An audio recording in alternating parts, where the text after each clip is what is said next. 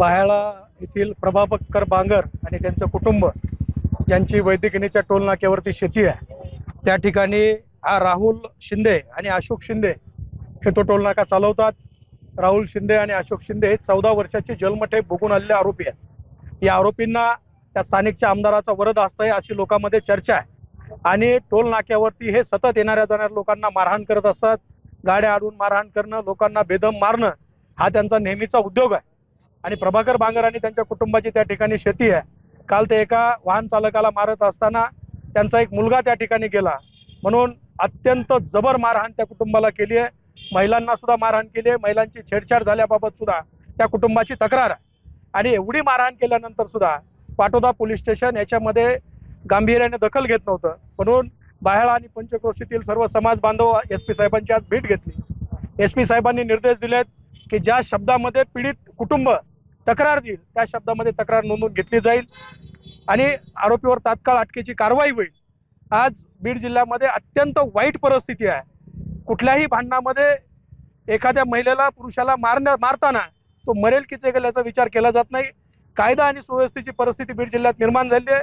SP साहेबांनी याच्याकडे गांभीर्याने बघावं आणि हे जे लाईफ पनिशमेंट मधले जे प्रिझनर आहेत दोन्ही, हे शिंदे बंधू, यांना तात्काळ अटक करावी. कारण हे गुन्हेगारी प्रवृत्तीचे न्यायालयाने सुद्धा सिद्ध केलेलं आहे. आणि जर याच्यामध्ये तात्काळ कारवाई नाही झाली तर एक मोठं जन आंदोलन या बीड जिल्ह्यामध्ये उभा राहील. पुन्हा एकदा दोन समाजामध्ये वेगळा मेसेज जाऊ नये याची काळजी पोलीस प्रशासनाने घ्यावी अशी मी पोलीस प्रशासनाला विनंती करतो. आणि तात्काळ या लोकांवरती गंभीर गुन्हे दाखल करून या लोकांना अटक करावी. मारायला लागले तर ह्याचा न्याय आम्हाला पाहिजे. आमचा अण्णा खंबीर म्हणते, आमचा अण्णा खंबीर आहेत. ह्याला सुरेश दास अण्णा खंबीर आहे म्हणतात. आम्हाला तुम्हाला मारलं तरी आमचं काही वाकडं होऊ शकत नाही म्हणते. जातीवादी करून त्यांना शिक्षा झालीच पाहिजे. नाही झाली तर इथं आत्महत्या केला माझा तर मी संपायला माझी तयारी. ते जर पुढच्या आरोपीला नाही शिक्षा झाली तर आम्ही दवाखान्यात या. तुम्ही हे दवाखान्यात गेले, दवाखान्यातून पोलीस स्टेशनला गेले, पोलीस स्टेशनहून परत दवाखान्यात पोलीस स्टेशन वाले म्हणले आम्ही तक्रार घेत नाही, तुम्ही पुढे जा. पुढे जा म्हणते. 11 वाजेपर्यंत तो गोळखा 11 वाजेपर्यंत टोल नाक्यावर गोळखा होता. त्यावेळेस काय करीत होतं सरकार? एवढं उत्तर पाहिजे. बरं असं आहे का? बरं माणूस मेल्यावरती मला बोलू ना, माझा भाऊ ना, मला तर 11 वाजेपर्यंत सरकार असं आहे का? बरं माणूस मेल्यावर आपण 7ला घटना झाली. सूचना दिलेल्या आहेत. आता कारवाई होणार आहे. न्याय मंदिर आहे का? गुंडाचा नसता तो गुंडा हे आम्ही गेले तर तक्रार घेतात आमची. मला म्हणजे आपलं पाटोदा पोलीस स्टेशनला वरून फोन आला की तक्रार घेत नाही. रक्त सांडलेलं झाकून टाकलंय. रक्त सांडलेलं झाकून टाकलंय. कशामुळे टाकलंय? तुमचं काम करा, आम्हाला आमचं काम करू.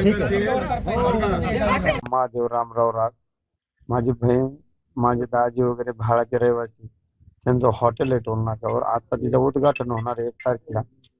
तर त्याच्यामुळे का नाही तिथं ते सगळे आलेले होते, मी पण गेलतो. आपला भाचा वगैरे ते सगळे बसत होता. मी ते आपला एक भाचा छोटा बाहेर गेलता, तो फोनवर बोलत होता. अचानक राहुल शिंदेने त्यांनी येऊन डायरेक्ट त्याला मारहाण चालू केली. मारहाण चालू केल्याच्या नंतर मी विचारलं तर त्यांच्या 30-40 जण पोरं होते. त्यांनी डायरेक्ट सगळ्यालाच मारहाण केली. त्याच्यात राहुल शिंदे आणि दुसरं आणखीन एक शिंदे, 2 शिंदे होते. त्यांच्या एक जणाच्या कमराला रिव्हॉल्वर होती, एक जणाच्या हातात होती राहुल शिंदेच्या. ह्यांना मारा म्हणल्याच्या नंतर मग मी काही बोललो नाही.